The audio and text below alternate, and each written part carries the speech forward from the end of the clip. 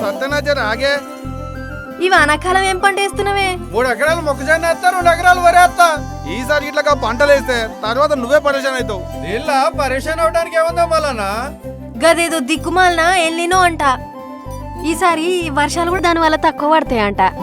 చూస్తూనే ఉన్నాం కానీ వాతావరణం కూడా ఎట్లున్నదో. అట్లయితే ఈసారి వ్యవసాయం ఎట్లా మరి? అందుకనే మన తెలంగాణ వ్యవసాయ శాఖ వాళ్ళు ఏం చెప్తున్నారంటే ఆ వరి మొక్కజొన్న గిసొంటి కాకుండా తక్కువ నీళ్లతోనే సాగు చేసే పంటలు గవే జొన్నలు, మినుములు, కందులు, చిరుధాన్యాలు వీటితో పాటు కూరగాయలు కూడా పండించుకోమన్నారు అన్న. ఎక్కువ నీళ్ళు అవసరమయ్యే పంటలు వేసి తర్వాత కన్నీళ్లు పెట్టుకునే బదులు తక్కువ నీటితో పండించేవి పెసర్లు, కందులు, మినుములు ఆ పంటలనే వేద్దాం. గది లెక్క. మన తెలంగాణ ప్రభుత్వం వ్యవసాయ శాఖ చెప్పిందంటే మన మంచి కోసమే. రైతు బాగుంటేనే రాష్ట్రం బాగుంటుంది. వ్యవసాయ శాఖ తెలంగాణ.